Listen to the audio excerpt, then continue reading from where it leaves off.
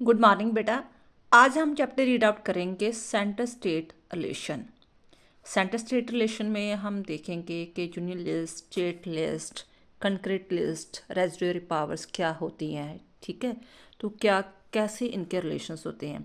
तो इन क्वेश्चन को read out करने से पहले हम चीज़ को समझेंगे कि एक्चुअली इंडिया में सेंटर स्टेट रिलेशन क्या होता है। तो हम इसे डायग्राम के अकॉर्डिंग समझेंगे। फर्स्ट ऑफ ऑल हमें पता होना चाहिए कि हमारा जो देश है वो क्या है, फेडरल सिस्टम है। हमारे देश में जो है संघात्मक प्रणाली पाई जाती है। तो जहाँ पर भी फेडरल सिस्टम पाया जाता है वहाँ पर ड्यूल पॉलिटी होती है। ड्यूल पॉलिटी का मतलब होता है कि वहाँ पर सेंटर में भी सरकार होती है और स्टेट्स में भी सरकार होती है। सेंटर में जैसे मान लो कि जैसे नरेंद्र मोदी की सरकार चल रही है, बीजेपी की सरकार चल रही है ना, तो वो एमपी के दौरान जो है सरकार बनाते हैं, पार्लियामेंट सिस्टम चलता है। तो जो बाकी 28 स्टेट्स हैं वो लेजिस्लेटिव काउंसिल वगैरह चलती हैं उनकी, वो अपने अपने प्रांतों में जैसे सीएम बनते हैं। सेंटर में पीएम होता है, स्टेट में सीएम होता है। तो ड्यूअल पॉलिटी चलती है।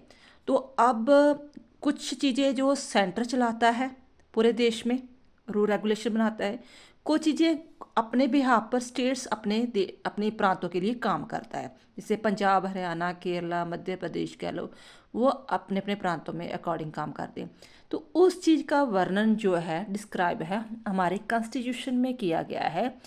जो कॉन्स्टिट्यूशन का 11 एंड 12 पार्ट है, तो वहाँ पर डिस्क्राइब किया गया है कि किस प्रकार किस चीज़ों में सेंटर काम करेगा, किस सब्जेक्ट में प्रांत जो काम करेंगे।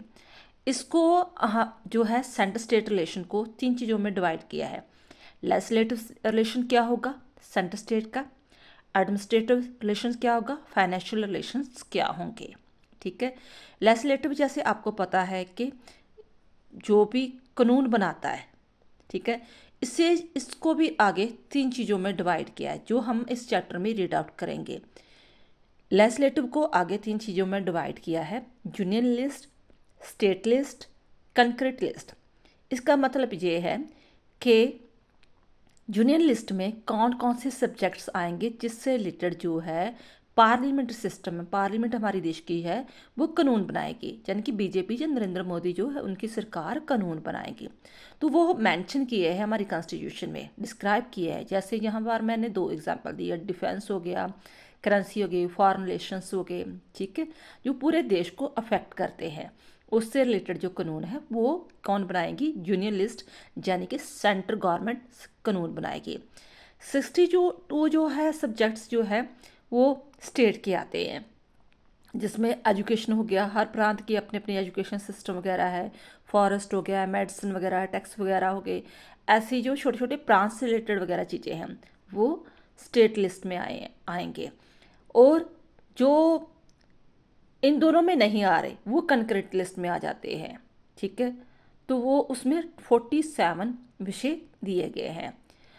मान लो जो इन तीनों चीज़ों में कोई चीज़ रह गई है, यूनियन लिस्ट में भी नहीं कोई सब्जेक्ट आया, वो स्टेट में भी नहीं आया, कंक्रीट लिस्ट में भी नहीं आया, वो चीज़ें रह जाती है रेजिड्यूरी पावर्स में। तो उसमें आर्टिकल 248 में वर्णन किया गया है कि जिससे भी लगता है, जब मान लो वैसे प्रेफरेंस हमेशा ही यूनियन को ही दी जाती है, सेंटर को दी जाती है। तो अगर सेंटर को कोई चीज़ अफेक्ट नहीं करती तो वो स्टेट भी उससे रिलेटेड जो कोई कानून बना सकता है। वंस अगेन चीज़ को समझो, जो हमारा सेंटर स्टेट रिलेशंस है वो फेडरल सिस्टम के अकॉर्डिंग चलता है, क्योंकि हमारे देश में संघात्मक प्रणाली है। संघात्मक प्रणाली के कारण हमारे जो ड्यूल पॉलिटी चलती है, जहाँ सेंटर की गवर्नमेंट अलग होती है, स्टेट्स की अपनी अपनी अलग होती है। इसका जो डिस्क्राइब है वो हमारे कॉन्स्टिट्यूशन के 11 एंड 12 पार्ट में दिया गया है। तो 3 टाइप के रिलेशंस बताए गए हैं कि लेजिस्लेटिव रिलेशन क्या होगा, एडमिनिस्ट्रेटिव क्या होगा, फाइनेंशियल क्या होगा। लेजिस्लेटिव को आगे 3 तरह डिवाइड किया गया, union list, state list, concrete list. और जो इन तीनों में कोई चीज़ नहीं आई या रह गई वो रेजिड्यूरी पावर में आया है, तो उसमें आर्टिकल 248 के अकॉर्डिंग कुछ व्यवस्था की गई है। तो हम इसका फर्स्ट क्वेश्चन रीड आउट करते हैं। और इस वीडियो में हम 4 क्वेश्चन अटैम्प्ट करेंगे, क्योंकि डायग्राम के अकॉर्डिंग आपको समझ में लग गया होगा कि यूनियन लिस्ट क्या है, स्टेट लिस्ट क्या है, कंकरेंट लिस्ट क्या है और रेजिडुअरी पावर्स क्या है। ठीक है, तो आपको ईजी हो जाएगा जी चारों के 4 क्वेश्चन अटैम्प्ट करना। First of all, what do you mean by the union list? In the union list, 98 subjects of the national importance have been included, and it's the right of the union parliament to make law on the subject included in the list. The important subjects included in this list are defense, currency, foreign affairs, post and telegraphs, and the telephone, foreign trade, war and peace, citizenship, railway, reserve bank, etc.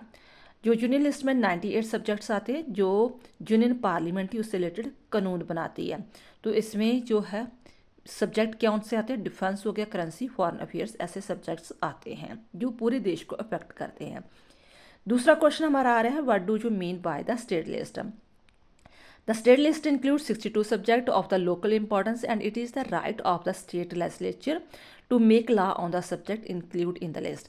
Two important subjects included in the list are public health हो गया, law and order, construction of the roads हो गए, bridge हो गए, police, agriculture, irrigation, chase administration and local administrations. And third आ गया, what do you mean by the concurrent list? Both the union parliament and the state legislature can make law about the subject. भी दोनों बना सकते हैं इस चीज़ में। जो concurrent list में जो चीज़ें रह गई हैं उसमें स्टेट भी कानून बना सकती है और जूनियर भी, लेकिन ऑलमोस्ट यूनियन को पहल दी जाती है in concurrent list. But in case there is a clash between the law made by union parliament and the state legislature about a particular subject, then the law passed by the union parliament shall be considered valid. 52 subjects, इसमें कितने? 52 subjects have been included in the concurrent list, and these are the marriage हो गया, divorce, preventive detention, newspaper, labor, welfare, control over crisis, etc. Next, what do you mean by the residuary subjects?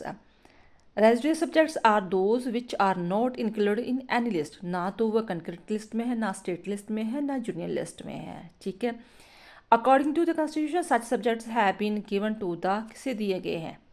Union list को। And the union parliament is authorized to make laws on this subject. I hope ये आपको question अच्छी तरह understand हो गए होंगे कि ये किस प्रकार जो है लिस्ट डिवाइड की गई है सेंटर और स्टेट में, तो कौन कौन किस प्रकार कानून बना सकता है। नेक्स्ट वीडियो में हम आगे क्वेश्चन करेंगे, what is the position of the state about the union list. Thanks बेटा।